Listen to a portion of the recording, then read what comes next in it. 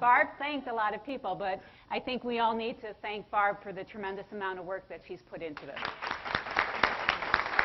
Yay. And then I also want to thank you because you are the volunteers who are going to help make this Speakers Bureau a success. So, and I understand that the last section of Natalie Choate's presentation was on death and taxes, so we're following death and taxes.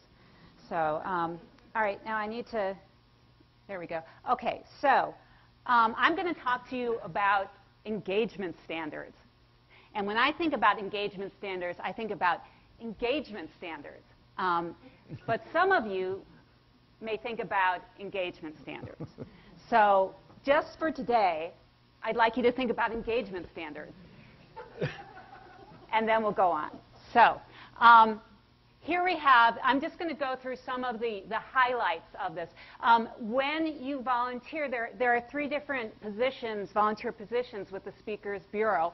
One is the area coordinators, which is the person who makes sure the communication flow is going really well between everybody. There are the area presenters, those who actually give the PowerPoint presentations.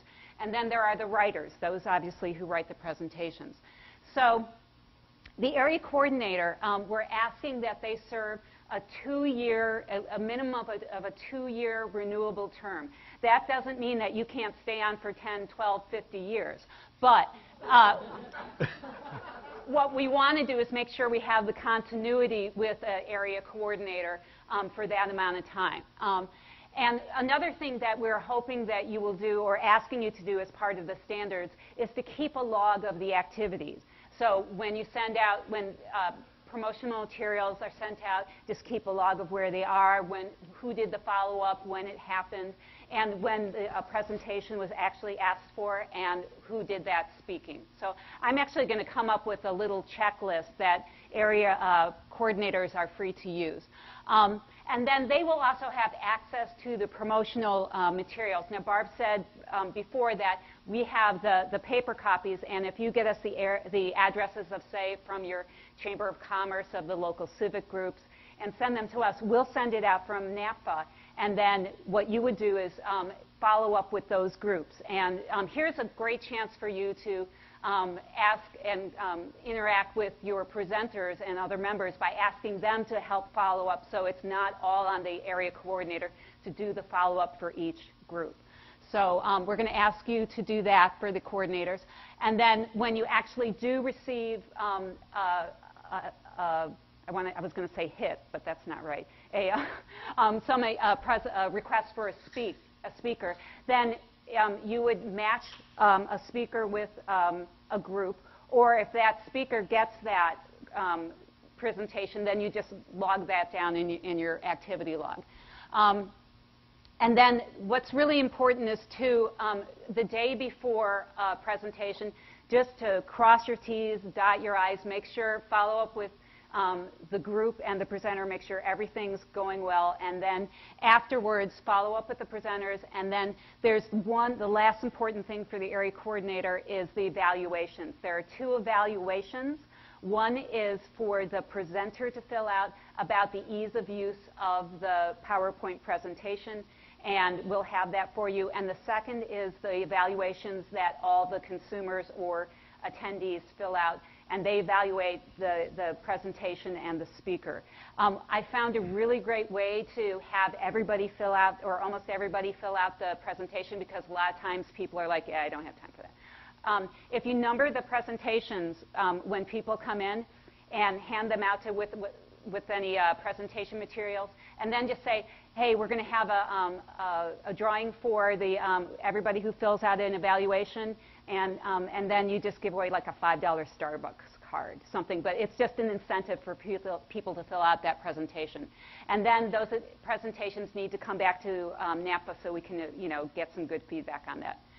For the presenters, you are asked to serve for a 1-year term, renewable, again, for 50 years. And then to assist with the coordinator with the follow-up for civic groups, so the coordinator, again, isn't doing every single piece of trying to get those speakers. And if we do this right, you know, the burden should be not so great on everybody. And then we're asking you to practice your when you get an engagement, we're asking you to practice your presentation a week before, 2 days before, just so you're comfortable with material and the slides, and maybe you even have a question about a slide that you need answered before you give your presentation. And then we're going to ask to contact your group to find out, just again, crossing your T's, dotting your I's, where is the location, how many people are coming, do you have the AV capabilities, that kind of thing, just so that it makes everything run a lot more smoothly.